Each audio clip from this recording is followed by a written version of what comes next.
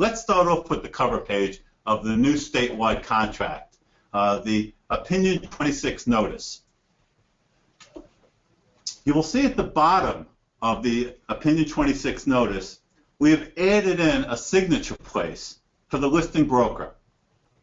We did this because all too often there were separate provisions, that separate, Opinion 26 notices, if you will, that were being provided by each of the agents, the listing agent and the selling agent, aka the buyer's agent. And so we just started, let's put a signature line right there for the listing broker, and we also added prepared by, so that it was very clear who had prepared the Opinion 26 notice. And as you all know, this Opinion 26 notice is mandated by the New Jersey Supreme Court so that you can prepare the contract of sale and it will not be deemed to be the unauthorized practice of law. A lot of, we included prepared by because in paragraph 1 you remember that it says, as a real estate broker I represent, and then you check off the seller, not the buyer, not the seller, etc. So we wanted to make it clear who actually had prepared the Opinion 26 notice. One thing that people say to me is, Barry, it says selling broker. Can't we change that to buyer's agent to make it a little bit clearer so there's less confusion? And I'm sympathetic to that, but I did not want to change the language that was provided by the New Jersey Supreme Court. That's their phrase, selling broker. So we kept it the way it is, but selling broker is the buyer's agent. That's why when you see listing broker next to it, almost by contrast, you can tell that selling broker has to be the buyer's agent in this situation. One question I've gotten a couple of times now, does the broker actually have to sign it, or can the agent sign? Customer practice has already been, is in place that the agent who signs, who prepares the offer typically, and so I say the agent can continue to sign it. It does not have to be the broker that actually signs it. Once again, those are words that the Supreme Court, included, but I don't think they were differentiating between broker and salesperson when they included the word broker. I think that it's okay for the salesperson to sign. Before I go any further, let me just, while I'm thinking of it, in addition to the sales contract, we also revised the short sale addendum, and we also revised the new construction rider to the contract to conform to the changes that we're about to discuss. So you may want to take a look at those. It's really beyond the scope of what I'm going to go through today, but I just wanted to alert you to that. Okay? Let's flip over to the first page of the contract. You're going to see it's a little bit different in terms of the layout. Of course, at the top you have the required language concerning attorney review that is mandated by the Supreme Court. Right below, and that has to be at the top of the page. But right below that, now we've included the table of contents. We moved it from the back because we just felt it's just more user-friendly for you and for the buyer and the seller to have it right up front in the contract. The next section, Section 1, Parties and Property Description, essentially the same. We changed a couple of words and tweaked it, but there's no major difference there. The bottom portion of the first page, though, includes the purchase price and a breakdown of the purchase price. We thought it made sense to include on the first page the parties, the property, and how the purchase price is going to be paid. So we laid it out, total purchase price and how it gets paid. Initial deposit, additional deposit, mortgage, balance of purchase price to be tendered at the closing. That way everything is right up front on the first page, or at least all the key information. Flipping to the second page, Section 3.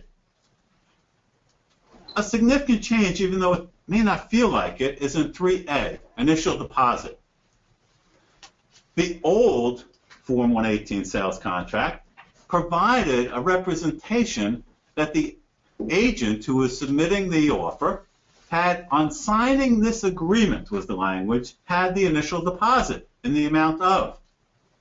The Real Estate Commission, when they were going into people's brokers' offices, would check to see whether or not you actually had that initial deposit, and all too often people did not. Agents did not have the deposit. I started to recommend include zero deposit at that point if you could not get the initial deposit, because maybe the buyer is in Seattle or Dallas and they want to get the offer in quickly, or maybe you're taking the document electronically.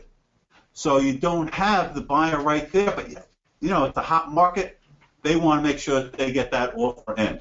So I was suggesting put $0 down. Now what we've done is we've changed it to say that the the initial deposit will be provided on or before, and you fill in the date as to when it will be provided. So that'll protect you in terms of any type of misrepresentation claim going forward.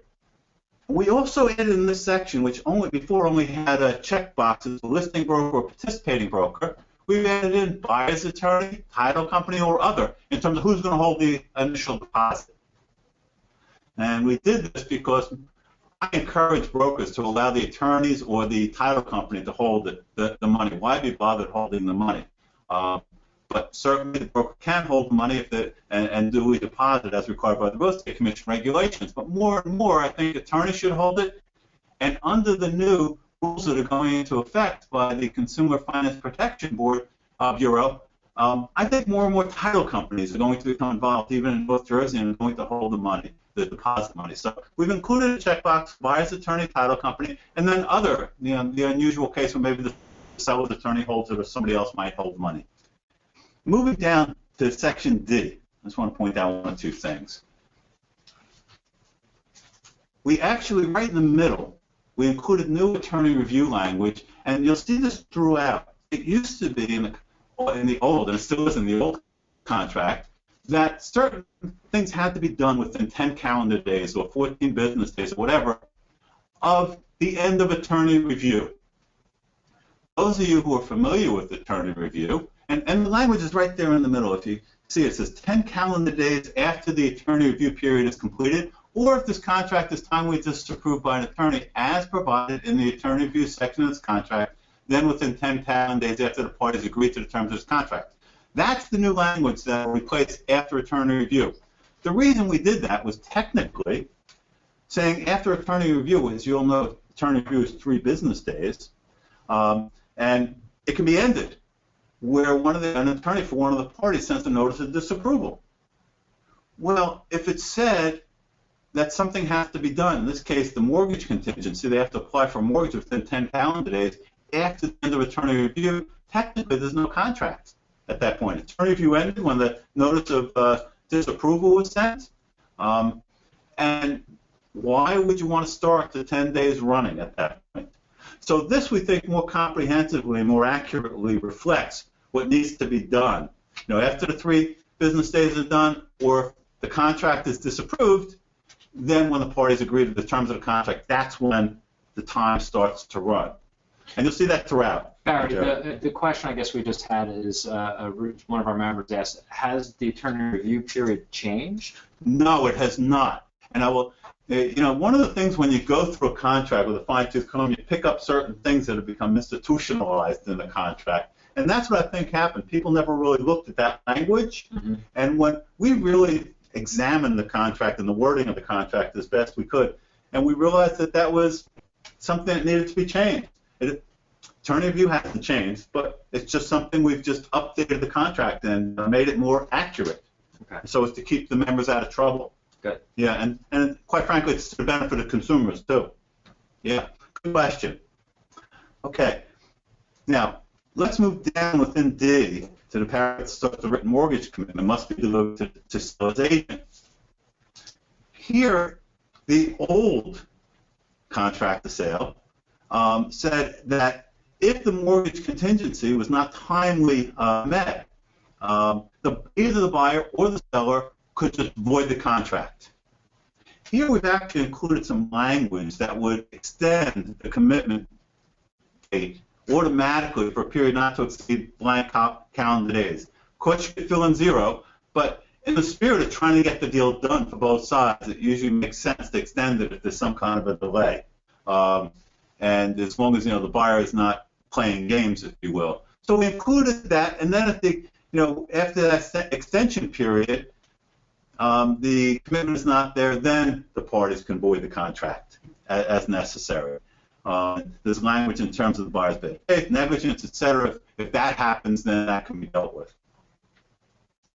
Moving down to Section F. Barry, sure. I'm sorry, another question. Oh, yeah. Those changes, are they directed specifically by TILA, or the risk management committee in discussion with other members out there in the field. That's why we made those changes to the We actually made the changes because in discussions at the Task Force and Risk Management Committee level, they felt that that was the better way to do it, rather than automatically allowing the parties to get out.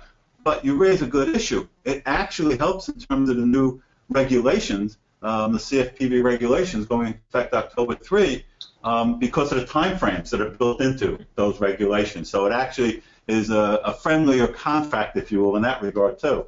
Even though that was not the intention of the committee, I will tell you. Okay. But it works well. Going down to F, we added in a provision concerning FHA VA loans, which that used to be just an addendum. And we also, you'll see there it says applicable, not applicable. We've added that throughout the contract with the exception of one or two provisions. And so when you go through the contract, if something applies, just check off applicable. But if it doesn't apply, not applicable, you know you can just move on to the next section of the contract. But you will have to fill those out. Now, moving down to Section 5, buyer's property sale contingency. Once again, applicable, not applicable. In most cases, it's going to be applicable, but we incorporated that into the contract because it does happen so often. We didn't want you to have to continue to add in an addendum to deal with it. And we've laid out exactly what should happen. For example, if the buyer's property is not on the market, they have to list it with a licensed broker within X number of days. If it is on the market, they have to provide a copy of the contract of sale to the seller and to the broker. And then it lays out what's going to happen if the property is not sold by X date, what the seller's rights are in terms of continuing to market the property, and what happens if the seller gets in an offer before the buyer goes under contract. All of that is laid out in this section so that everybody will know what their rights are. There's also a section in here at the very end that we recently added, and those of you who looked at the contract last week, the draft that was sent out, will see this as an additional contract, the very last paragraph. That we added in that if the closing on the sale of buyer's property has to be delayed because the lender does not timely provide the documents through no fault of buyer, or because the closing has to be delayed for 3 business days because of the change of terms as required by the Consumer Financial Protection Bureau, the closing with the seller shall be delayed to allow buyer to close on the buyer's property before closing. Why did we do that? Because under the new rules that are going into effect on October 3, it mandates that a closing will be delayed if the lender changes one of three aspects of the loan product. 1, if they increase the interest rate by more than 1/8%. 2, if they add a prepayment penalty. 3, if they change the loan product, i.e. from fixed rate to an adjustable rate mortgage. If any of those 3 things happen, it is required that the closing be delayed for an additional 3 days so that the buyer has an opportunity to consider whether or not they want to go forward with the deal. So we've included a provision right here to deal with that in case when the buyer is selling their home and they need the money from the sale of their home, and that sale of their home gets delayed because of the new rules. Very often you're going to have back-to-back closings, and if the buyer can't close on the sale of the buyer's home under this contingency provision because of a delay like that, they're not going to have the money to close and buy the house under this contract.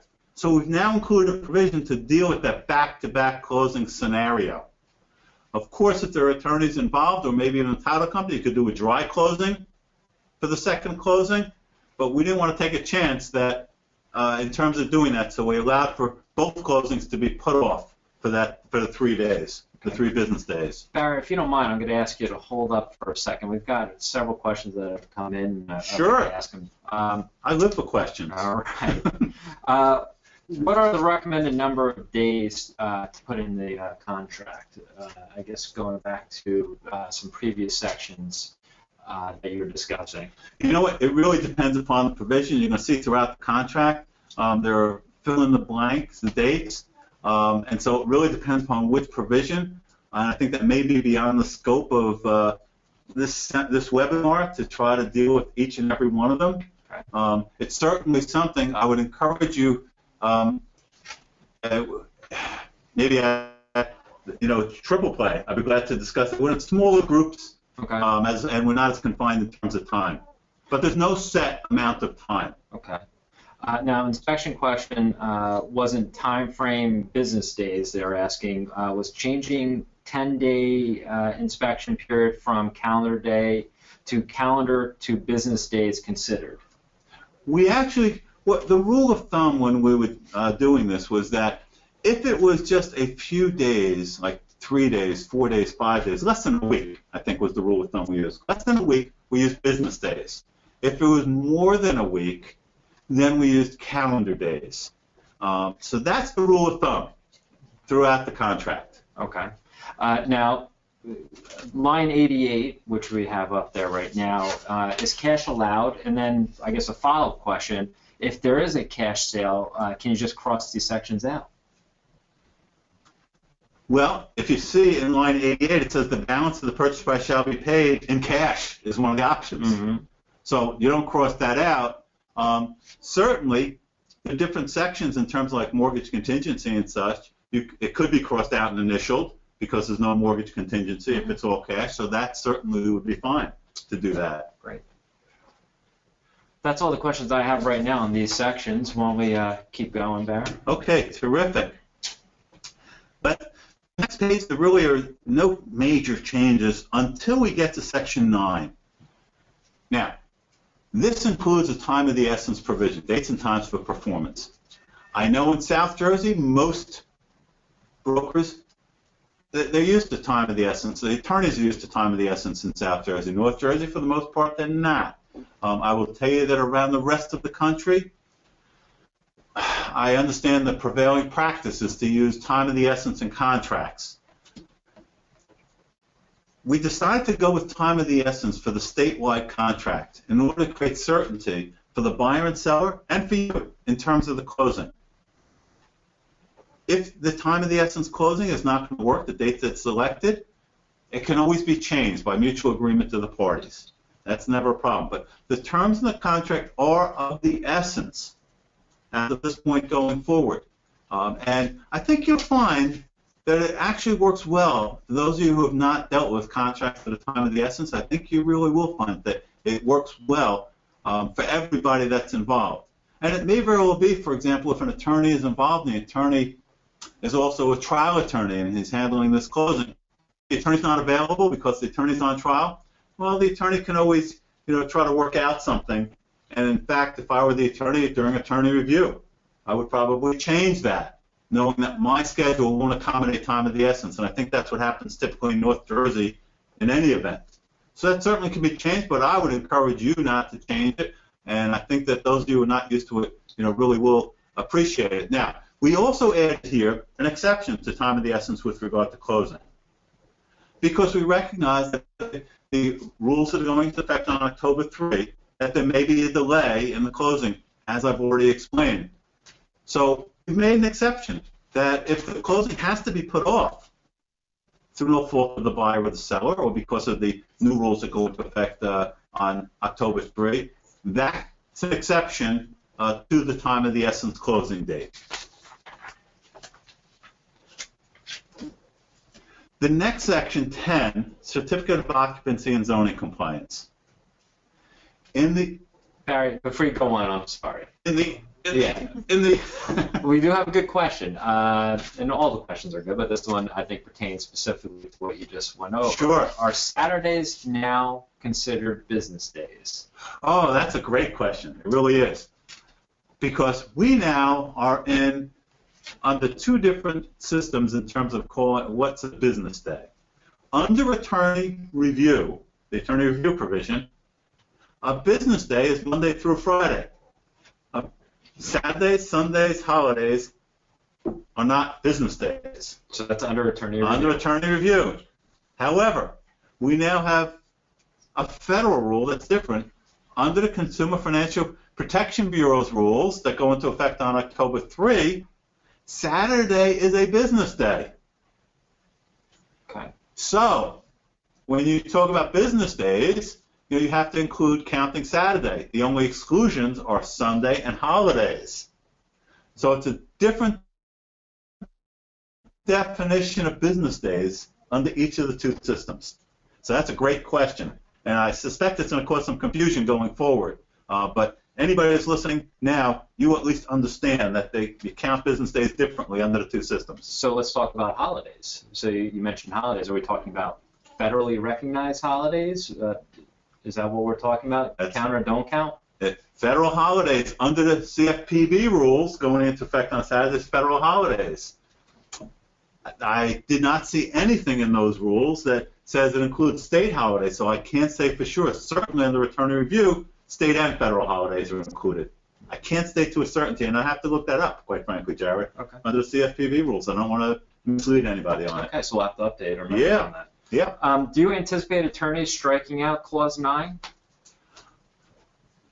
I'd like to think that attorneys will not, and I think that most real estate attorneys who do this all the time will handle it and will not cross it out, but I do anticipate that a certain number of attorneys will cross out time of the essence. Now, let's also be clear that I think more and more title companies are going to be handling the closing itself. In South Jersey, title companies, for the most part, handle closings, as they do around the rest of the country. North Jersey is somewhat of a old school, if you will, in that regard, because if you look 40 years ago, the practice around most of the country was for buyers and sellers to use attorneys. It's kind of disappeared over time around the rest of the country.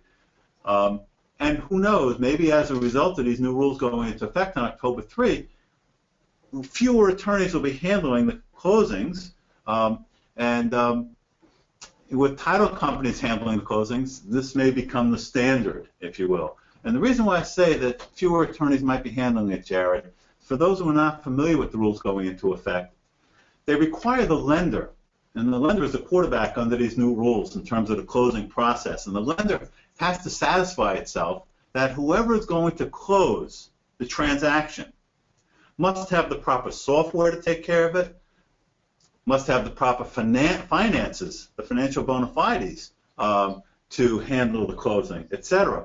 Because the lender is responsible for the closing. The lender is now responsible for providing the closing documents to the parties in a timely fashion. So a lot of attorneys, especially those who are not geared up to handle a large number of real estate transactions, I suspect they're not going to want to invest in the software and have their finances gone through by various lenders in order to handle 1, 2, 5 closings a year. It may not be cost effective for them. And as a result, I think they're going to have title companies do the closing, even if they continue to handle the contract through attorney review. Okay, well, it seems like this question, we're getting a lot of questions on this section, so if you don't mind, we're going to focus on it for a moment. Sure. Next question was, will attorneys have to serve notice for time as of, I'm sorry, let me start over. Will attorneys have to serve notice for time is of the essence, or will the contract suffice? Contract will suffice. This language in here creates time of the essence, and the only thing an attorney would have to do is, if they don't want time of the essence, then disapprove of this section. Okay. Or strike this section. All right. I think we're ready to move on. Great. Okay. Moving on to section, we've already done that. Moving on to section 10. Certificate of Occupancy and Zoning Compliance. I just want to point out one thing in this section.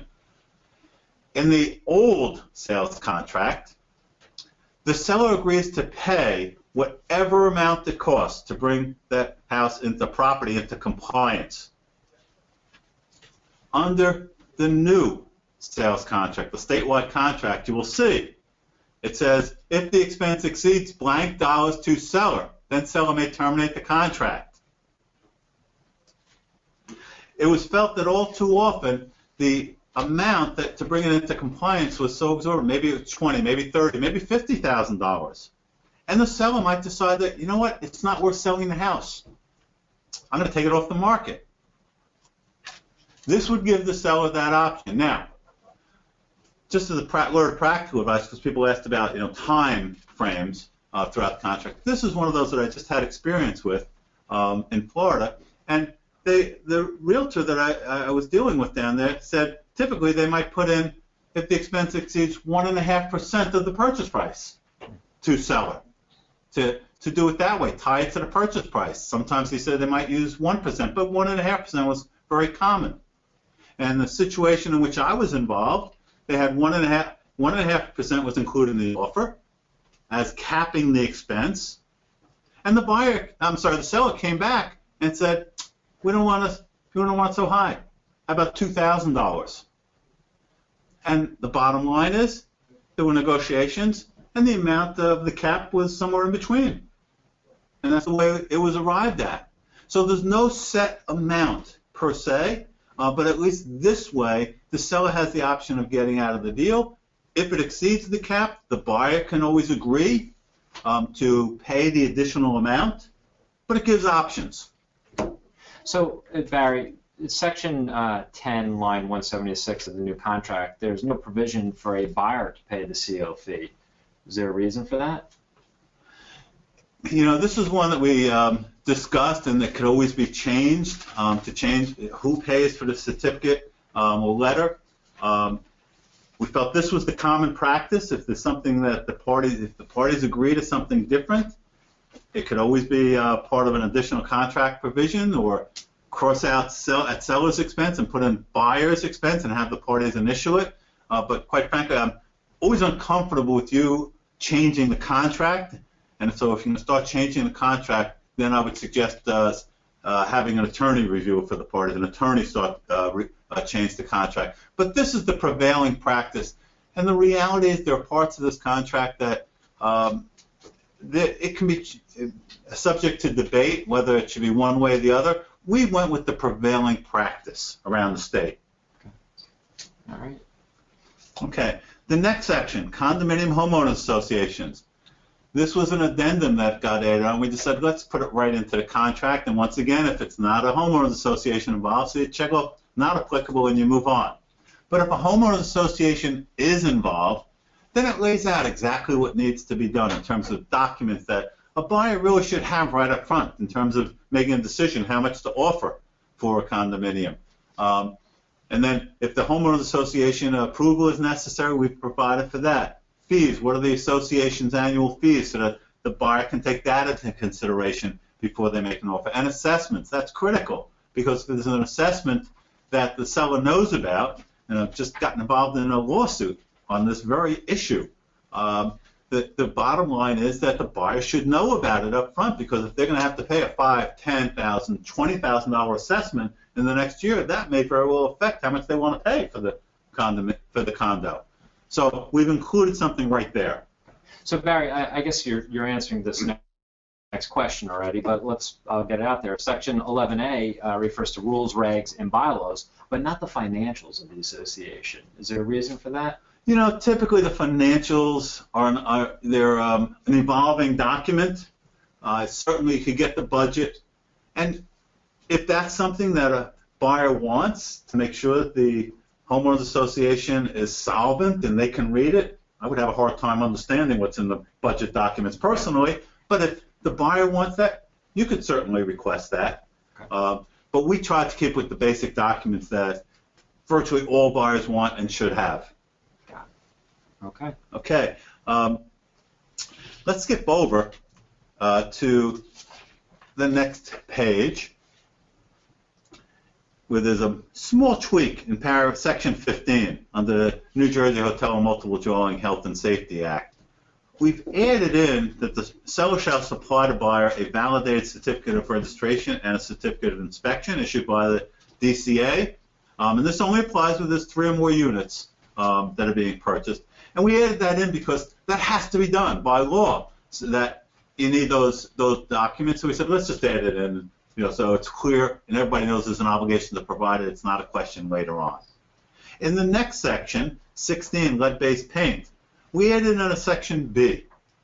And this is required by federal law to be in the contract, or at least to be provided to the buyer. It's boilerplate language. And it wasn't in the old contract. And going through the old contract, we said, whoa, wait a minute, this has to be here. So we added it right in. Now, but let me be very clear, though.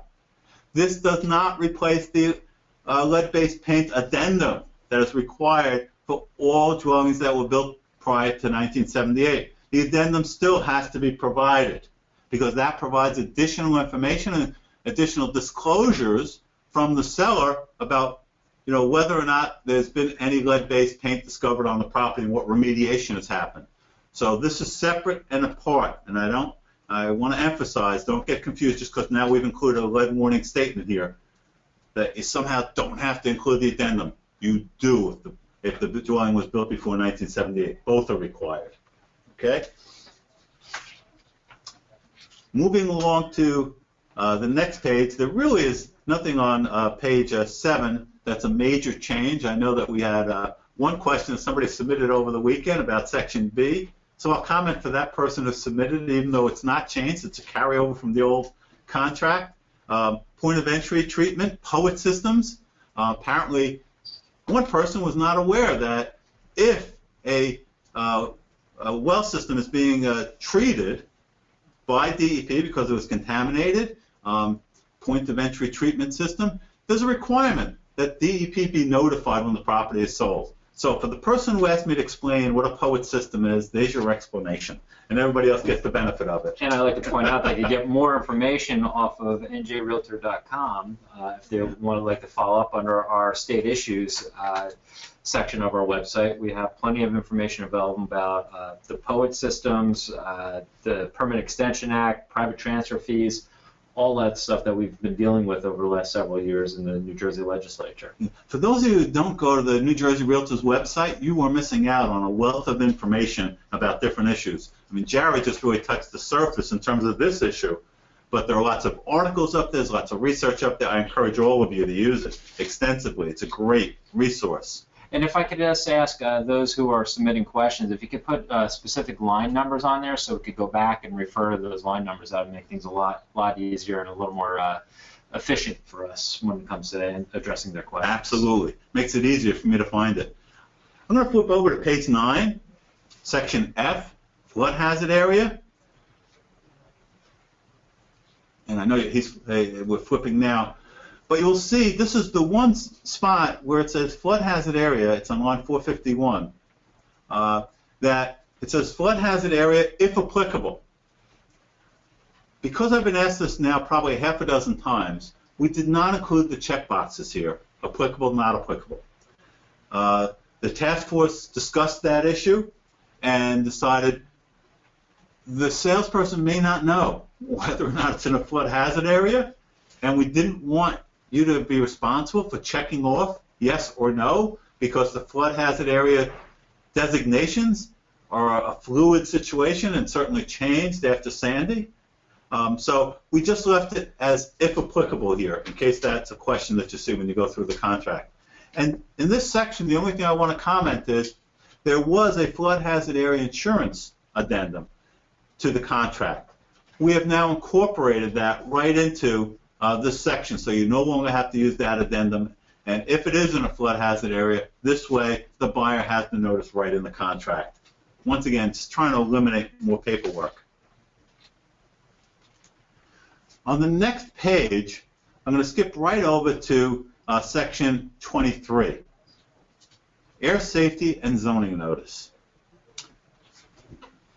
This is an interesting situation for me, because for some reason we never had in the contract anything about this, and so the old contract has nothing about the Airport Safety and Zoning Act.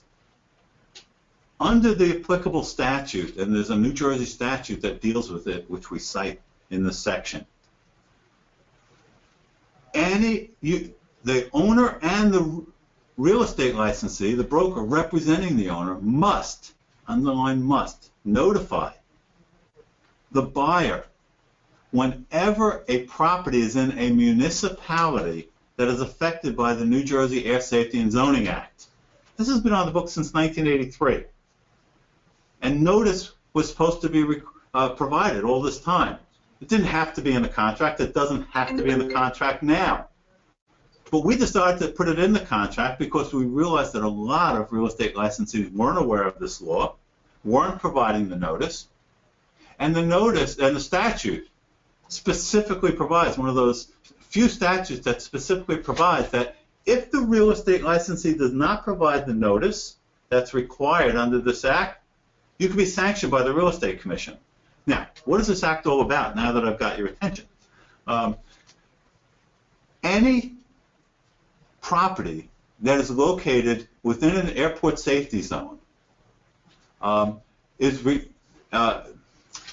has limitations, shall I say, in terms of height restrictions, because it's geared to the runways, when planes are taking off, when they're coming in, whatever municipality is affected by those runways, it limits in the area of the runway how high the properties can be, how high the buildings can be, how high the trees can be, whether or not towers can be built there.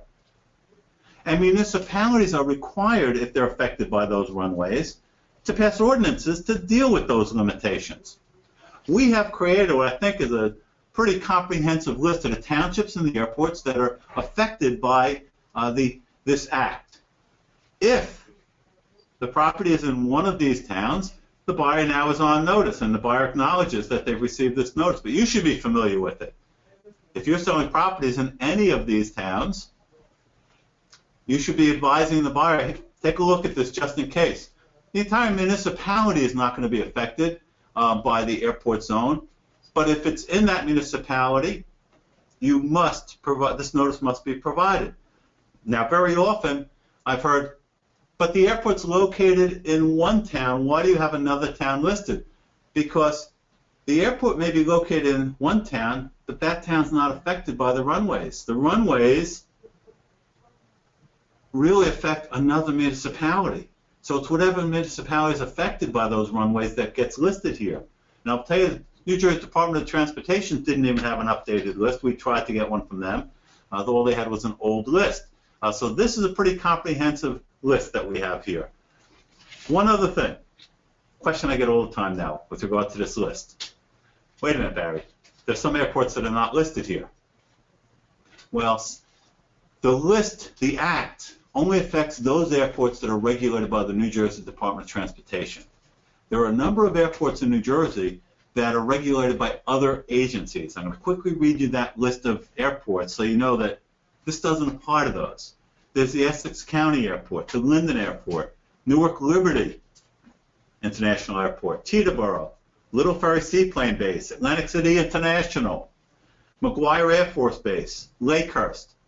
All of those are regulated by other agencies, not the DOT. For example, Newark Liberty is regulated by Port Authority, so is Teterboro. McGuire Air Force Base, it's a military installation. It's not regulated by the DOT, so it's not affected by this act, and that's why those airports are not, and the municipalities affected by them are not on the list. Moving along, I'd like to go to Section 28, which is the next major change. We've added in here a section dealing with initial and final walkthroughs. Now, historically, the walkthrough is the morning of the closing, sometimes the evening before, to make sure that everything is fine. With the new rules that are going into effect this Saturday, October 3, the lender is required to have in the hands of the consumer the closing documents 3 days before the closing, 3 business days before the closing. And in fact, if they mail it, then it's got to be another 3 days before that, 3 days from mailing. So you're talking about 6 business days. I've heard lenders are saying if we're mailing it, it's going to be 7 or 8 business days because we're going to allow enough time because the lender's responsible to get it into the hands of the consumer. So it seems to me that in order for things to go smoothly at the closing, it really makes sense to have an initial walkthrough about 10 days before the closing date. That way, if there's any issue, if there are financial concessions that have to come up, the information can go to the lender can incorporate that into the closing documents, and everything will go very smoothly at the closing. Now, I also would recommend that there be a final walkthrough the morning of the closing, just in case there's some major thing that was missed. During that 10-day period, a tree fell through the roof and into the upstairs bedroom and created some major damage. Well, you really need to know about that. But most of the things should have been caught in the initial walkthrough. And if they need, but if you find something else at the walkthrough the day of the closing, under the new rules going into effect October 3, you can still make financial changes at the closing as long as they don't deal with those 3 issues I've already discussed, dealing with the loan product, and go through at the closing.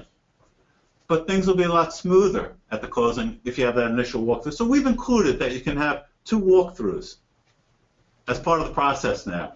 And that's obviously going to be up to the buyer whether or not they want to have 2 walkthroughs, but we wanted to have that up front.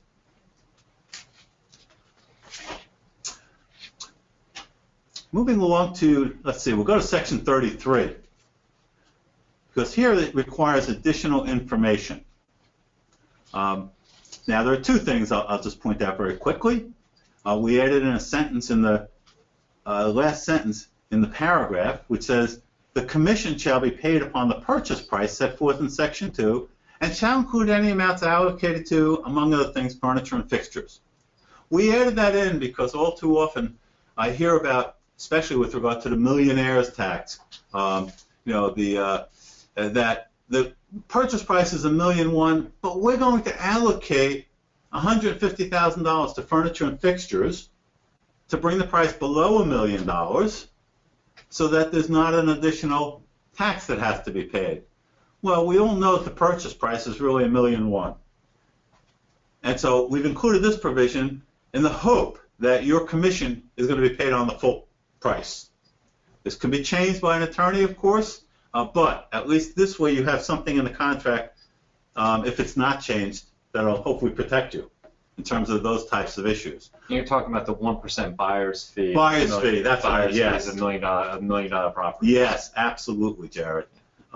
We've also included here, you'll see, REC, Real Estate Commission License ID number. For both firms and both agents, we've included it.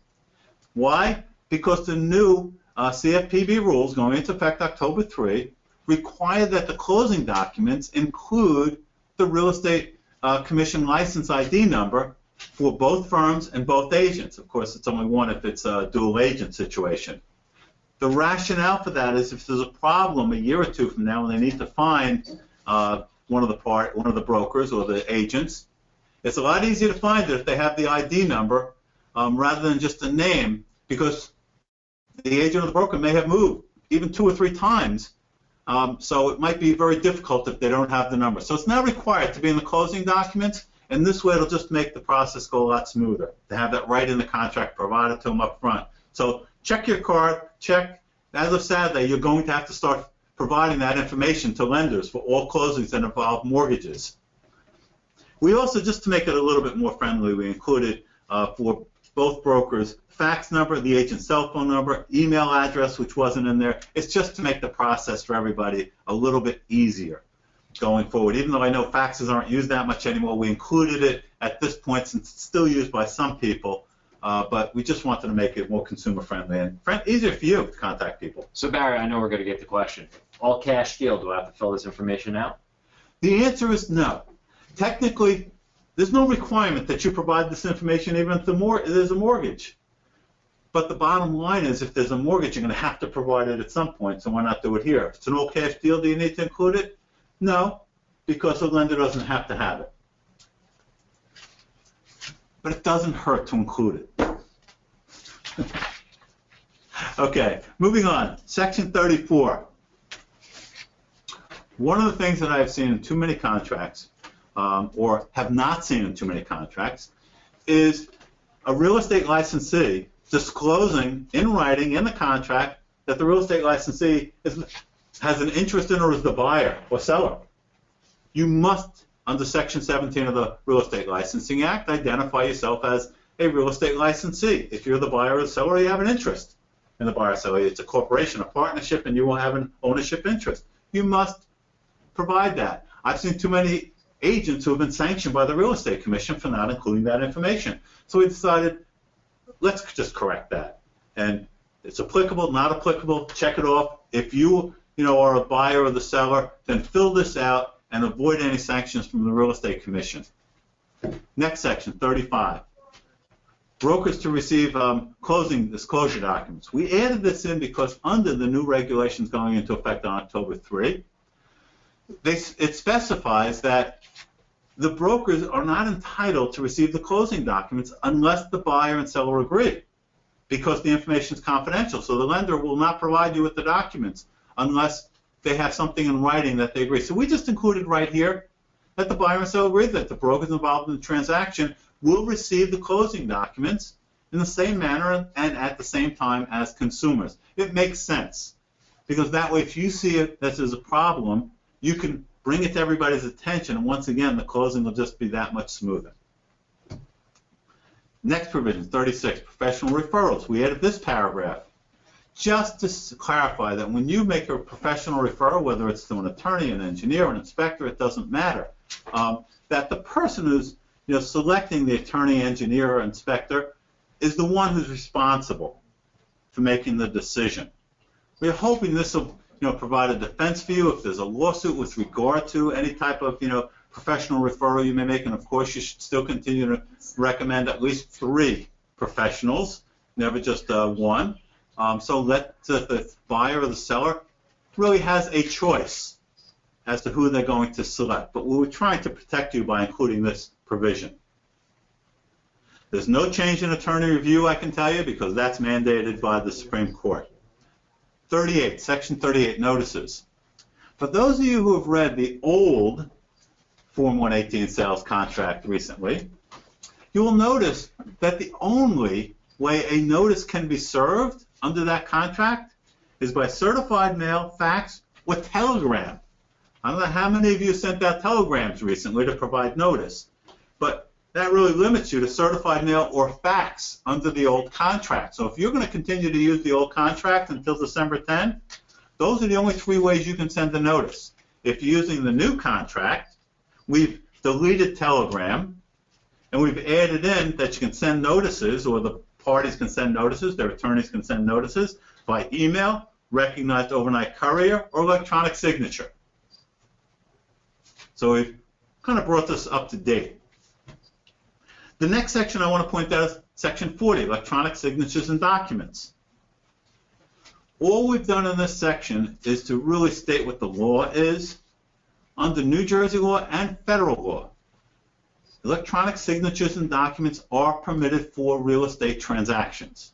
Period, end of discussion. And we have just kind of mirrored what the statutes say in this provision, because too many attorneys don't realize that these laws were enacted in New Jersey, and the federal law has been enacted, and they want what I call wet signatures, original signatures for real estate documents.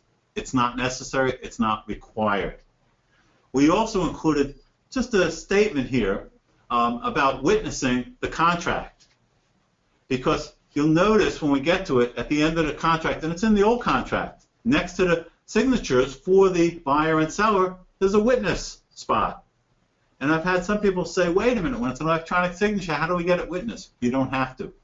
Under the applicable law, as long as the electronic signature is properly done and authorized, it doesn't have to be witnessed. The authorization procedure that's in place by virtually all of the major forms groups, especially certainly the NJR form Simplicity that's up, they properly handle this so that the signatures are authenticated and do not have to be witnessed. Okay, so I just wanted everybody to be aware of that. We included that just to kind of state what the law is so everybody's on the same page.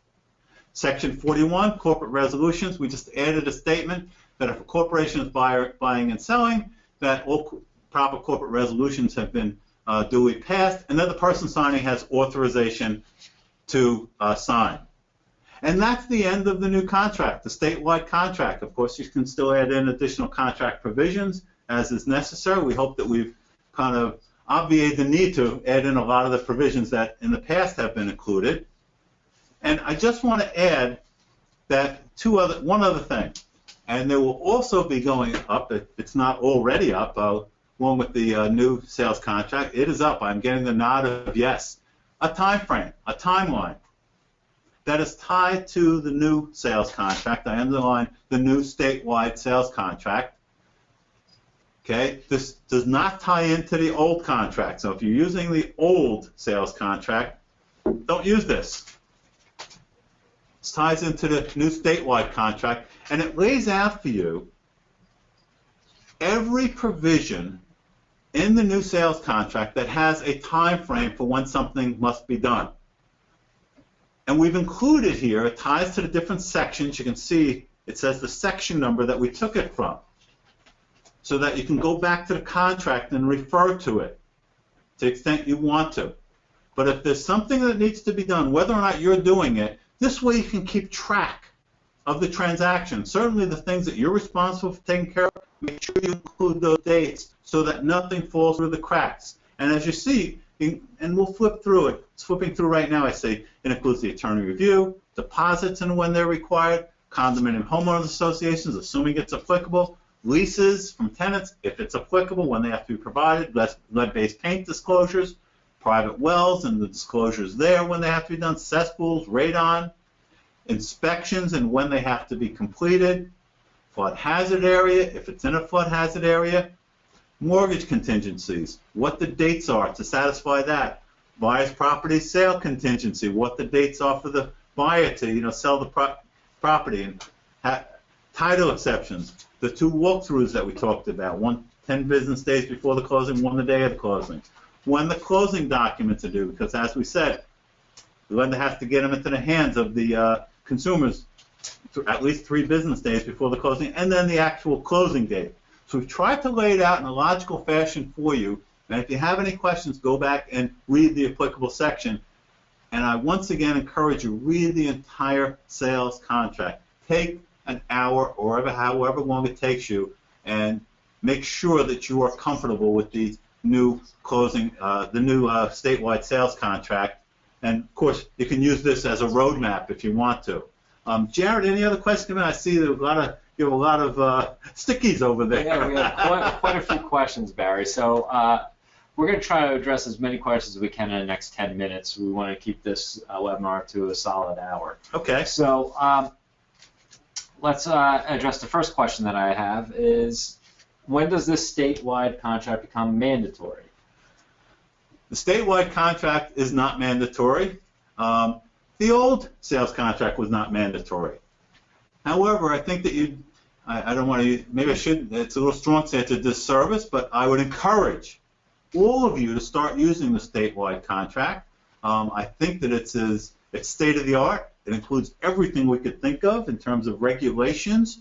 As you saw, we went through a lot of things that are not in a lot of contracts. So I'd encourage everybody to use the statewide. It is not mandated, though, even though I encourage you to use it. However, to be clear, though, and as we mentioned at the beginning of this webcast, is that this form will become the New Jersey Realtors Standard Form Contract on December the 10th. Again, the December 10th launch date, well, obviously we launched it today, but this December 10th date is significant. That is the day that our Triple Play convention ends. That'll be your last opportunity as members to become better educated on the form. And then this will then replace all other forms that we've had That's on right. the website. But I'd encourage you not to wait until then. I'd encourage you to make sure you're comfortable with this. You've listened to this webinar now, and hopefully you're a little bit more comfortable with what's in the new statewide sales contract. And I'd encourage you to start using it now, or at least as soon as possible, because it provides so many more protections for you and for your buyer and seller. So the longer you wait, I think it's detrimental.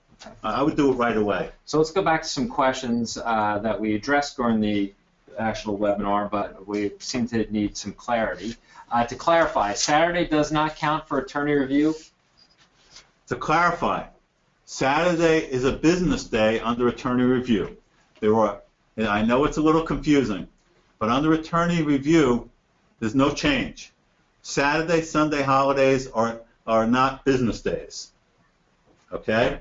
Monday through Friday are business days. So when you talk about business days under attorney review, it's Monday through Friday. If you get the contract on a Thursday, for example, it's fully signed contract goes to the buyer and seller on a Thursday. You start counting the next day. Friday is a business day. Sunday, Monday, not business days. I'm sorry, Saturday, Sunday, not business days. Monday, let's say it's Labor Day, not a business day. So then you go to Tuesday, Wednesday, at the end of Wednesday, attorney review's over. But with regard to the new CFPB rules going into effect on October 3, they include Saturday as a business day. So you're only going to skip over Sunday and holidays. Okay. Okay? Barry, next question. As a listing agent, can we request any offers be written up on this new contract? I think that that's really up to the seller in terms of that kind of a demand. Can you, I wouldn't want to say that if an offer came in under the old contract, Jared, that a listing agent should reject it, or that there should be an office policy that they reject it. That contract is still there, and it's still a valid contract, just not as up to date and not as much protection. But my philosophy would be, unless the seller directs that you only take the new statewide sales contract, no, I'd accept all contracts, all offers. So on Saturday, October 3rd, one of our agents in the field receives a written offer on one of our old 118 forms. That's still a valid offer. Absolutely, it is. Okay. Somebody's asking to please repeat the 3 issues permitted for a closing delay. Sure, I don't want this to be a seminar on the new rules going into effect October 3, but the Consumer Financial Protection Bureau has said there are only 3 reasons that the closing should be delayed. All of them deal with the loan product itself. So if the lender changes any of these 3, then the closing must be delayed for 3 business days to give the consumer a chance to think about it. 1, if the interest rate is increased by more than 1/8%. 2, if a prepayment penalty is added.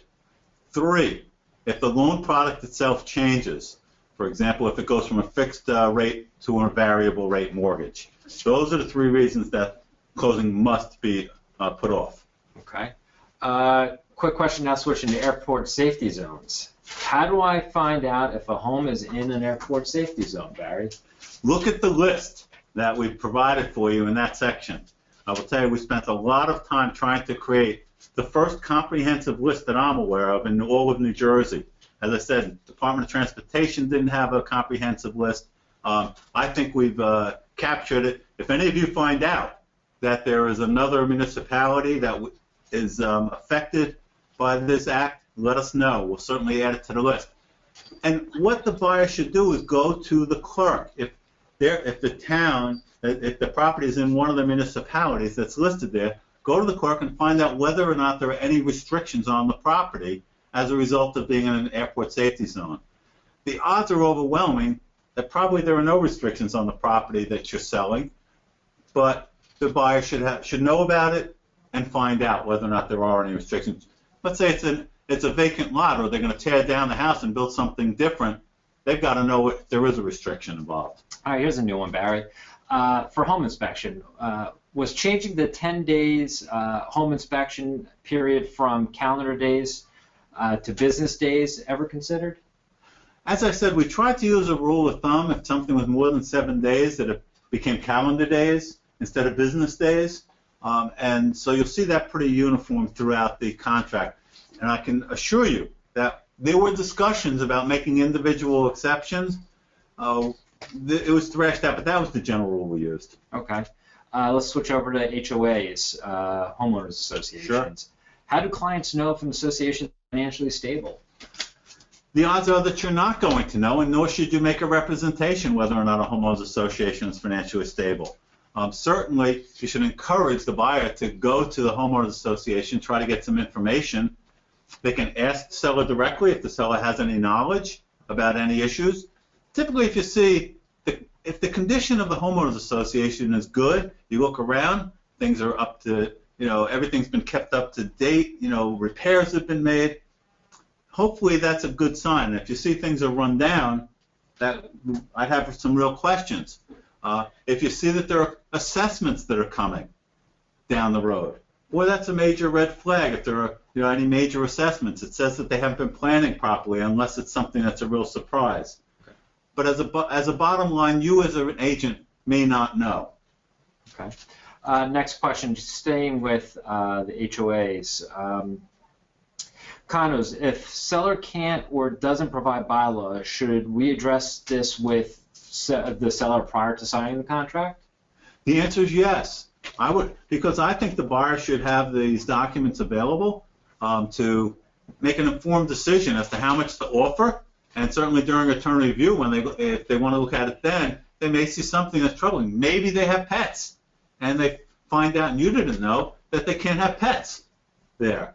Maybe they want to run a home business out of the condo. They're prohibited from doing it. Maybe they're planning on parking a truck, a pickup truck outside because it's a one-car garage, and they have a car and a pickup truck, and they can't park it outside. Those are the kinds of things that they really should have the opportunity to know about. If the seller hasn't provided the information, the seller should. And the reason why we put the onus on the seller, let's be clear, if the buyer goes to the Homeowners Association, the buyer's going to have to pay to get it. The seller may also have to pay, but the seller will only have to pay once. Each buyer who's interested in the property shouldn't have to plunk down the money to get those documents. The seller will only have to pay once, and very often the seller can get it for free. All right, Barry. So Section 29 shows seller must pay half of title work. That is not a New Jersey clause. Ooh. That's what they're saying, Barry. Here's the deal.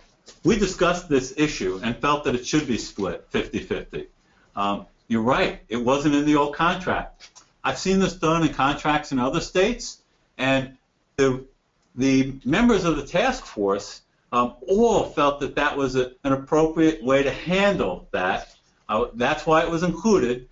If the buyer and seller agree to change that, it certainly can be changed, but we wanted to just go with what was the prevalent practice.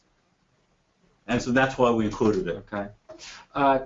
Quick question about e-signatures. How can this be witnessed?